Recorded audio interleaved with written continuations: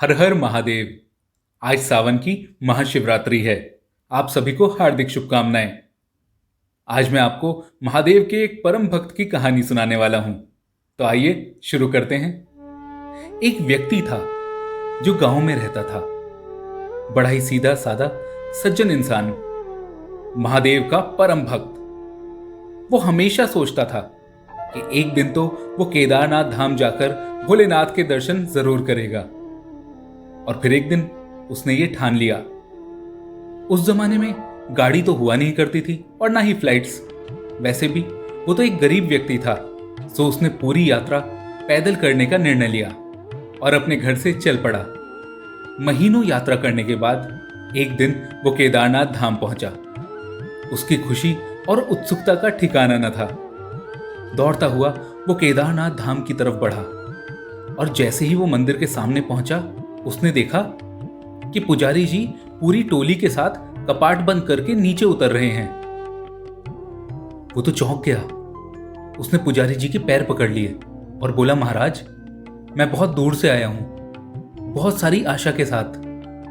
एक बार, बस एक बार मुझे कपाट खोल के केदारनाथ जी के दर्शन करवा दीजिए।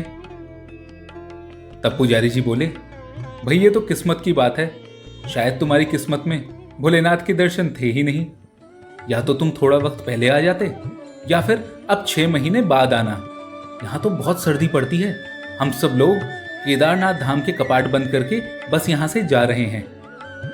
और ये तो रीति है, मैं इसे नहीं तोड़ सकता।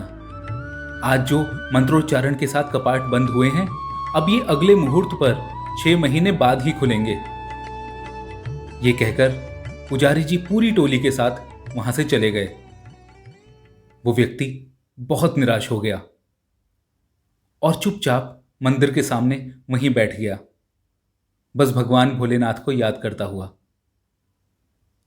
दिन ढलने लगा। शाम होते ही उसे दूर से कोई आता हुआ दिखाई दिया। उसे लगा शायद आसपास की दुकान का कोई व्यापारी होगा या फिर कोई ऐसे ही साधु महात्मा। कुछ देर के बाद वो साधु उस व्यक्ति के पास आए और उससे पूछा, क्या हुआ बेटा, यहां क्यों बैठे हो? सब तो चले गए। तो उसने कहा, मैं बहुत दूर से आया हूं बाबा, भोलेनाथ के दर्शन करने के लिए, पर शायद मेरी किस्मत में उनके दर्शन थे ही नहीं।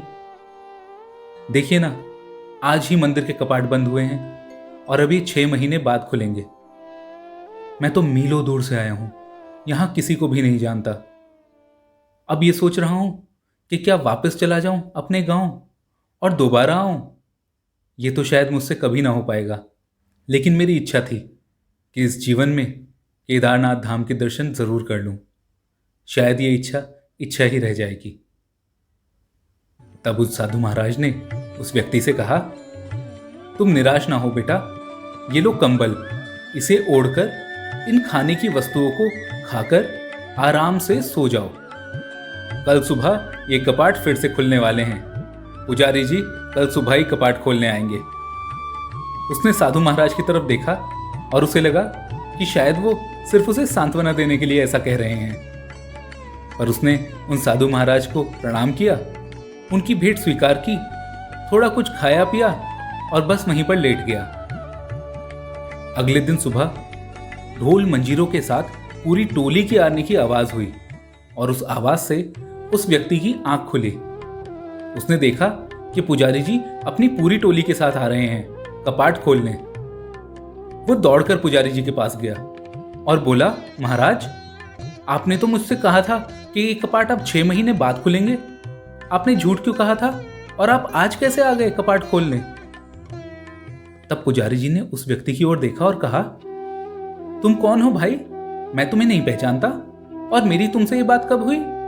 तब उसने याद दिलवाया, अरे पुजारी जी, कल ही की तो बात है जब मैं आपसे कह रहा था कि मैं मीलों चल के बहुत दूर से आया हूं और आपने कहा था कि नहीं नहीं, अब मैं ये कपाट नहीं खोल सकता, अब तो 6 महीने बाद खुलेंगे।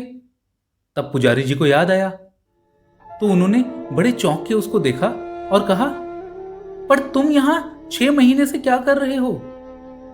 मैं तो कपाट 6 महीने पहले बंद करके गया था और आज लौटा हूं। तुम यहां क्या कर रहे थे? तब उसने कहा, नहीं, ऐसा हो ही नहीं सकता। आप जब कल कपाट बंद करके गए तो शाम में एक साधु महाराज आए और उन्होंने आकर मुझसे कहा कि कल सुबह आप फिर आओगे कपाट खोलने, और उनकी बात मानकर मैं यहां पर लेट गया। उन्होंने मुझे खाने की चीजें भी दी और कंबल भी दिया था। तब पुजारी जी ने उससे पूछा, कैसे दिखते थे वो साधु महाराज? तो उसने सबके सामने बताया कि उनके हाथ में त्रिशूल था, लंबी लंबी जटाएं थी और उन्होंने भस्म रमा रखी थी। पुजारी जी ने उस व्यक्ति के पैर छू लिए और कहा, हम तो सिर्फ इन रीति रिवाजों में फंस के पूजा प्रार्थना करते हैं। सच्चे भक्त तो तुम हो, जिसे कपाट बंद होने के बावजूद भगवान केदारनाथ ने स्वयं दर्शन दिए हैं। वो भगवान भोलेनाथ ही थे। तो देखा आपने, अगर आपकी श्रद्धा सच्ची है ना, तो जितने कदम आप भगवान की ओर बढ़ाते हैं उससे कई गुना तेजी से भगवान आपकी तरफ बढ़ते हैं। बस जरूरी है उन पर आपका अटूट विश्वास होना। कैसी लगी आपको आज की कहानी, हमें कमेंट सेक्शन में जरूर बताइएगा। मैं हूं हिमांशु शर्मा, theastrologic.com पर ऐसी और कहानियों के लिए जुड़े रहें theastrologic.com के साथ। धन्यवाद।